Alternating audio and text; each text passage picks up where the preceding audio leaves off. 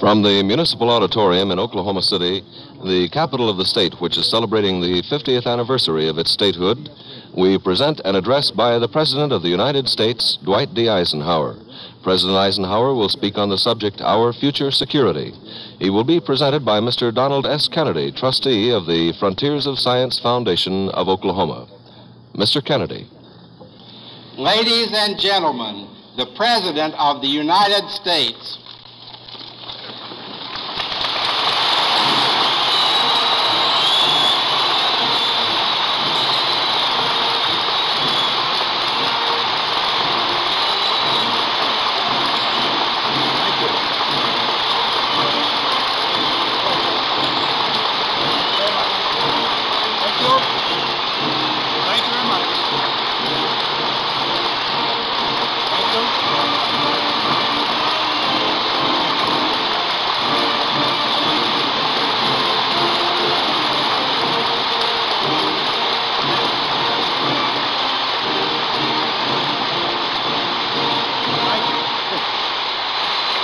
Thank you very much.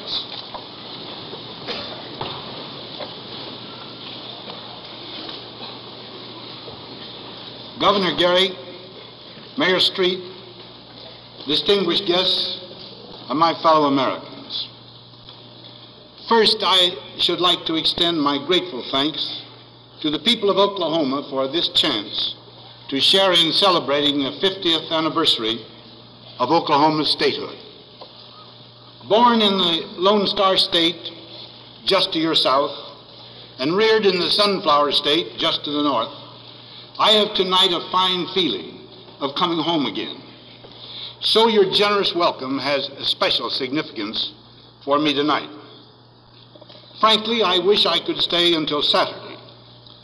From all my friends this afternoon, I've heard you have a pretty fair sort of football team,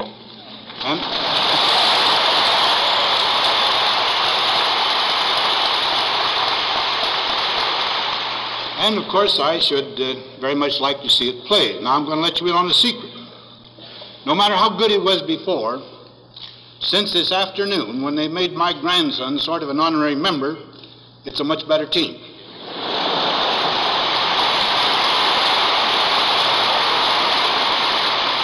He is now the proud possessor of a white football signed by Bud Wilkinson and all his players, and my son is the best 90-pound tackle in the whole country.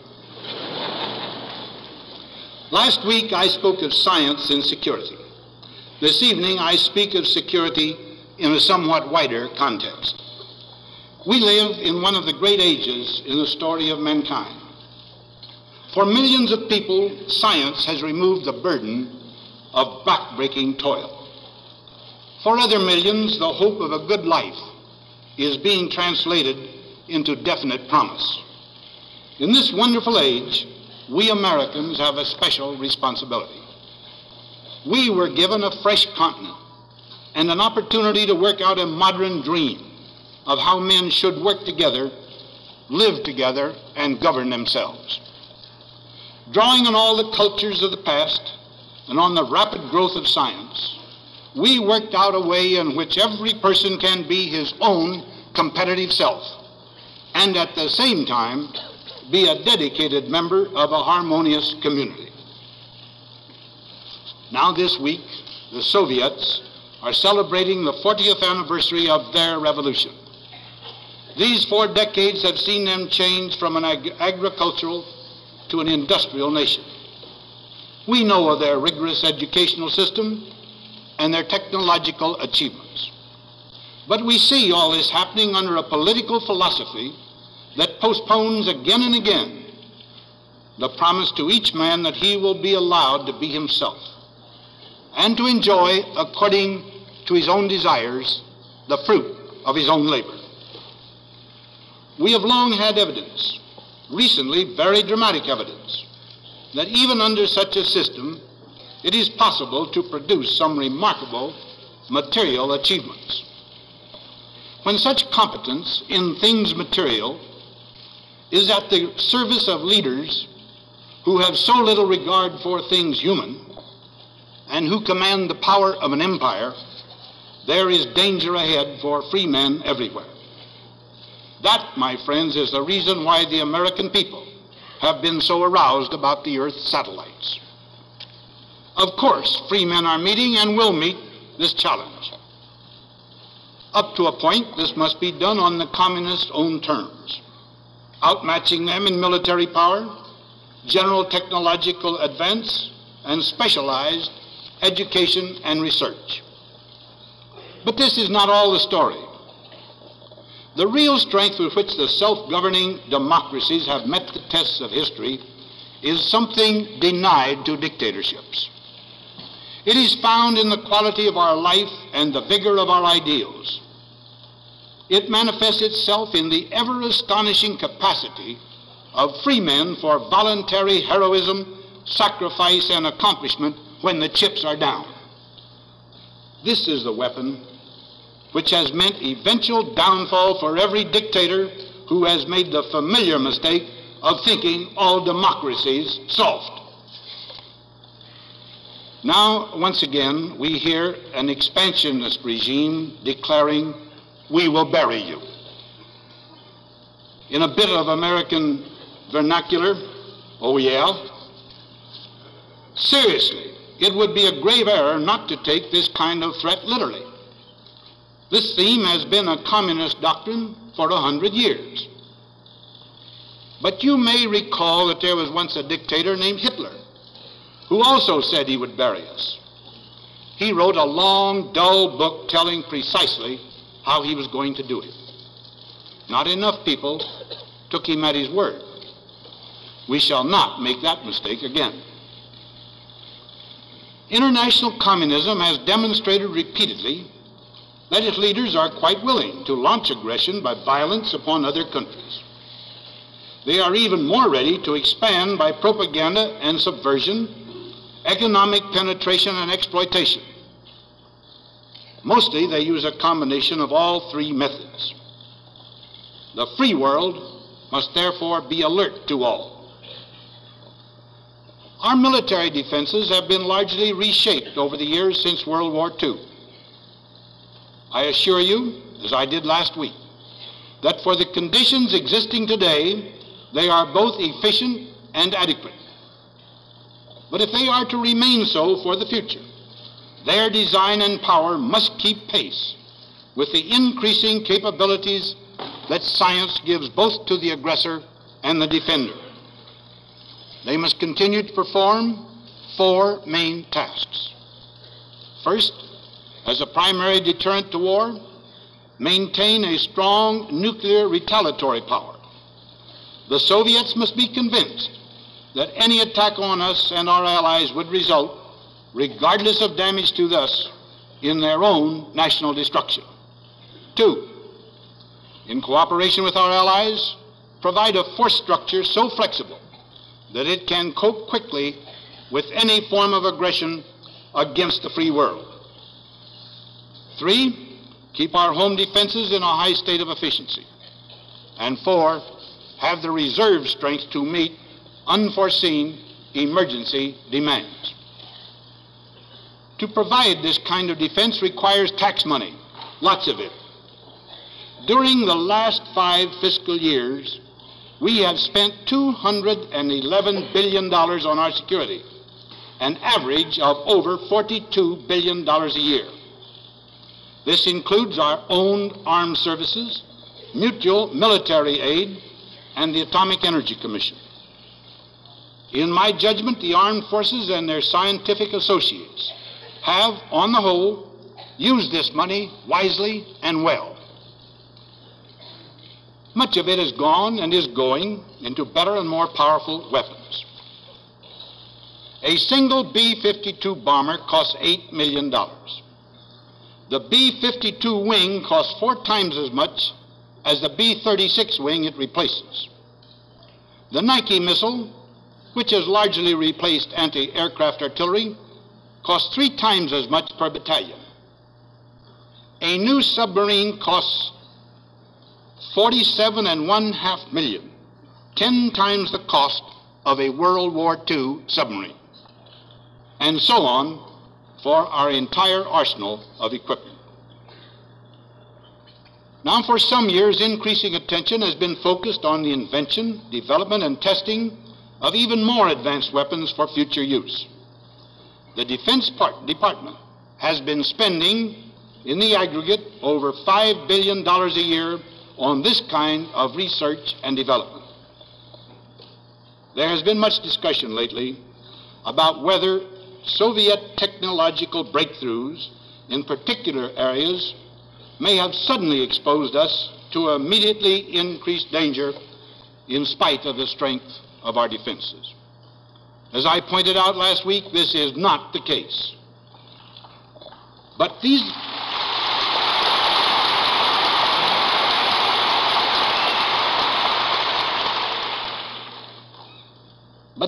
scientific accomplishments of theirs have provided us all with renewed evidence of Soviet competence in science and techniques important to modern warfare.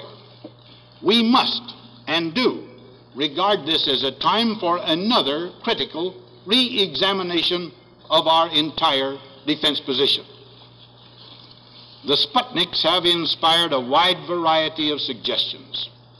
These range from acceleration of missile programs to shooting a rocket around the moon to an indiscriminate increase in every kind of military and scientific adventure. Now, my friends, common sense demands that we put first things first. And the first of all firsts is the essentials of our nation's security.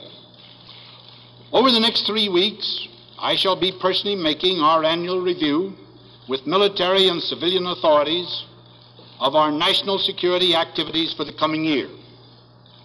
Then I shall meet with the legislative leaders of Congress from both houses and both parties for conferences on policies, actions, and expenditures. In the meantime, I ask your sober consideration of some of the actions to which we must give our most urgent attention. Today, as I have said, a principal deterrent to war is the retaliatory nuclear power of our Strategic Air Command and our Navy. We are adding missile power to these arms and to the Army as rapidly as possible. But it will be some time before either we or the Soviet forces will have long-range missile capacity equal to even a small fraction of the total destructive power of our present bomber force.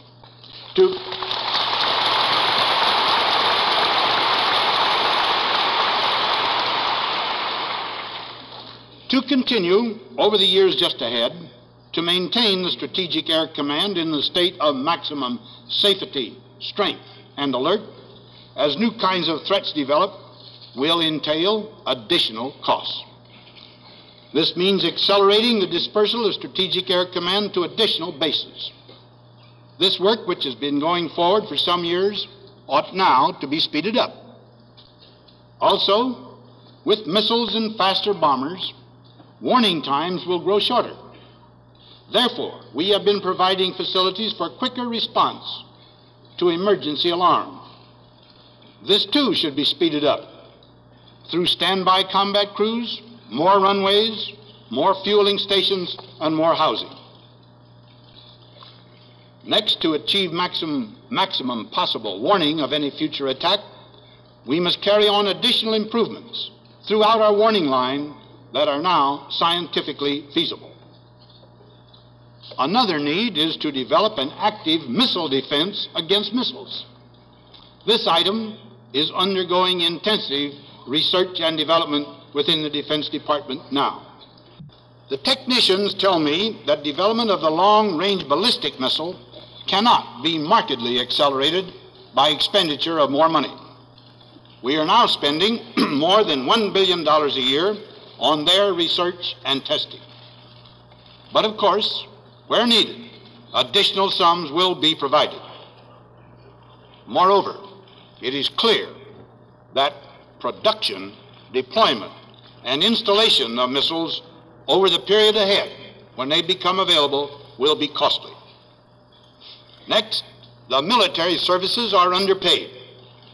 We must be fair with them. Justice demands this, but also compelling is the factor of efficiency in our defense forces. we cannot obtain and retain the necessary level of technical proficiency unless officers and men in sufficient numbers will make the armed services their career. Now let us turn briefly to our satellite projects. Confronted with the essential requirements I have indicated for defense, we must adopt a sensible formula to guide us in deciding what satellite and outer space activity to undertake. Certainly there should be two tests in this formula. If the project is designed solely for scientific purposes, its size and its cost must be tailored to the scientific job it is going to do. That is the case in the present Vanguard project now underway. If the project has some ultimate defense value, its urgency for this purpose is to be judged in comparison with the probable value of competing defense projects. Now, all these new costs, which in the aggregate will reach a very considerable figure, must be added to our current annual expenditures for security. There is no immediate prospect of any marked reduction in these recurring costs. Consequently, the first thing is to search for other places to cut expenditures. We must once more go over all other military expenditures with redoubled determination to save every possible dime. We must make sure that we have no needless duplication or obsolete programs or facilities. The answer does not lie in any misguided attempt to eliminate conventional forces and rely solely upon retaliation. Such a course would be completely self-defeating. And most emphatically, the answer does not lie in cutting mutual defense funds overseas, another important part of our own nation's security. We are linked with 42 countries by military assistance agreements. We could not possibly station our troops all over the world to prevent the overflow of communism. It is much more economical and vastly more effective to follow and strengthen our system of collective security. The same applies to economic aid. This kind of assistance helps others keep free of dependence upon the Soviet help, which too often is a prelude to Soviet domination. It shows the free world's ability to develop its resources and to increase its living standards. It helps Allied economies support needed military units and remain sturdy partners of ours in this worldwide struggle. Now, in the federal government's civilian activities, we shall have to make some tough choices. Some programs, while desirable, are not absolutely essential. In this, I have reached a clear conclusion. Some savings may still be squeezed out through the ringer method, but savings of the kind we need can come about only through cutting out or deferring entire categories of activity. This will be one of the hardest and most distasteful tasks that the coming session of Congress must face, and pressure groups will wail in anguish.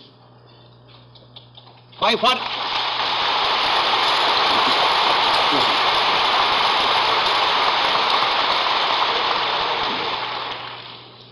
Now, by whatever amount savings fail to equal the additional costs of security, our total expenditures will go up. Our people will rightly demand it. They will not sacrifice security to worship a balanced budget. But we do not forget either that over the long term, a balanced budget is one indispensable aid in keeping our economy and therefore our total security strong and sound.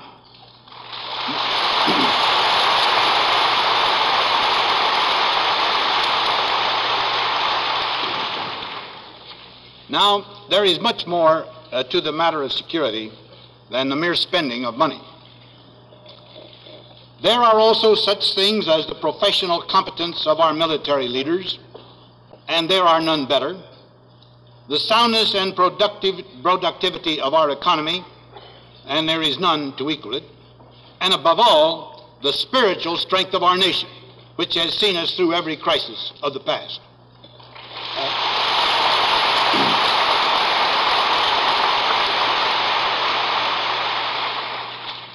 And one thing that money cannot buy is time. Frequently, time is a more valuable coin than is money. It takes time for a tree to grow, for an idea to become an accomplishment, for a student to become a scientist. Time is a big factor in two longer-term problems: strengthening our scientific education and our basic research. The Soviet Union now has, in the combined category of scientists and engineers, a greater number than the United States, and it is producing graduates in these fields at a much faster rate. Recent studies of the educational standards of the Soviet Union show that this gain in quantity can no longer be considered offset by lack of quality. This trend is disturbing. Indeed, according to my scientific advisors, this is for the American people the most critical problem of all. My scientific advisors place this problem above all other immediate tasks of producing missiles, of developing new techniques in the armed services. We need scientists. In the 10 years ahead, they say we need them by thousands more than we're now presently planning to have. The federal government can deal with only part of this difficulty, but it must and will do its part. The task is a cooperative one. Federal, state, and local governments, and our entire citizenry must all do their share. We should, among other things, have a system of nationwide testing of high school students, a system of incentives for high aptitude students to pursue scientific or professional studies, a program to stimulate good quality teaching of mathematics and science, provision of more laboratory facilities, and measures, including fellowships, to increase the output of qualified teachers. The biggest part of this task is in the hands of you as citizens. This is National Education Week. It should be National Education Year.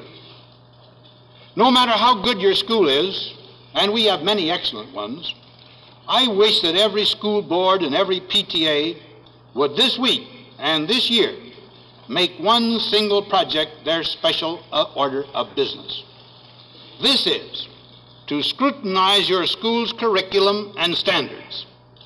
Then decide for yourselves whether they meet the stern demands of the era we are entering. Now, as you do,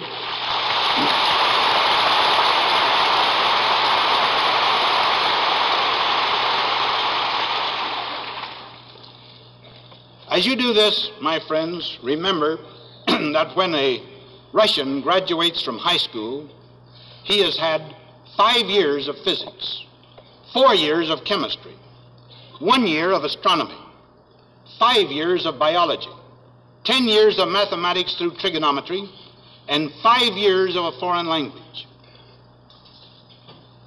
Young people now in college must be equipped to live in the age of intercontinental ballistic missiles. However, what will then be needed is not just engineers and scientists, even though these will be of vital importance. We must also have a people who will keep their heads, and in every field, leaders who can meet intricate human problems with wisdom and with courage.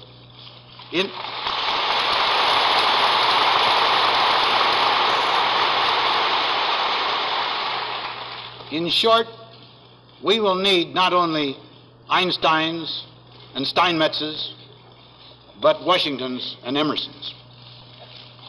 Another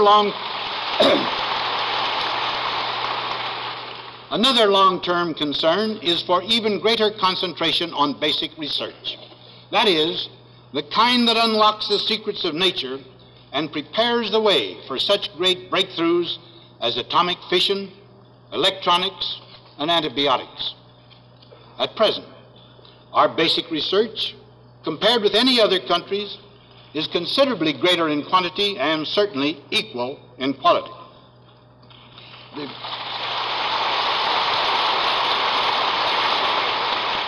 The warning lies in the fast rate of increase of the Soviet effort and their obvious determination to concentrate heavily on basic research.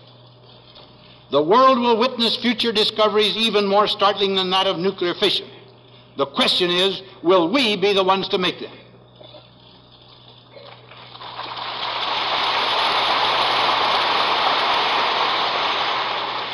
Here again, money cannot do everything. You cannot say to a research worker, your salary is tripled. Get busy now and produce 3 times as many basic discoveries. But wise investment in such facilities as laboratories and high-energy accelerators can greatly increase the efficiency of our science. The government is stepping up its basic research program. But with 70% of research expenditure, the biggest share of the job is in the hands of industry and private organizations. Right here in Oklahoma City, you have established a superb mechanism for the mobilization of needed resources to strengthen our pursuit of scientific knowledge. It is the Frontiers of Science Foundation.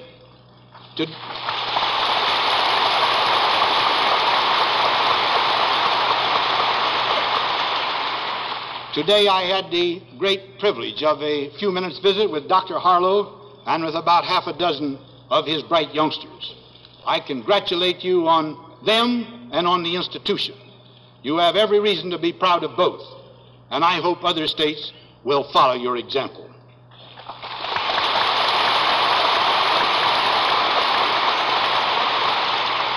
And now, one final word. The goal we seek is peace with justice. This can come to our nation only as it comes to all nations. The world's hope is that the Soviets will cooperate with all the rest of us in achieving this goal. Our defense effort, large as it is, goes only far enough to deter and defeat attack. We will never be an aggressor. We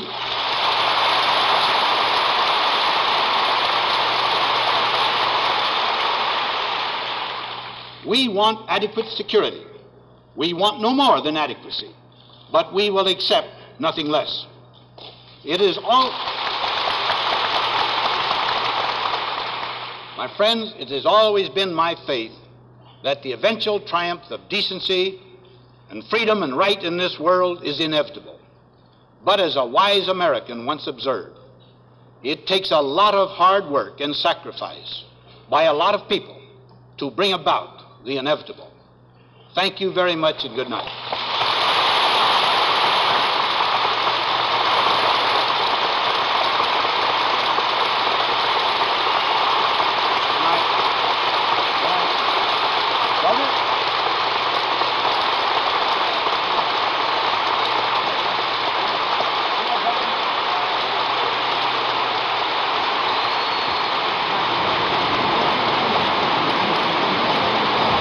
You have just heard an address by President Dwight D. Eisenhower.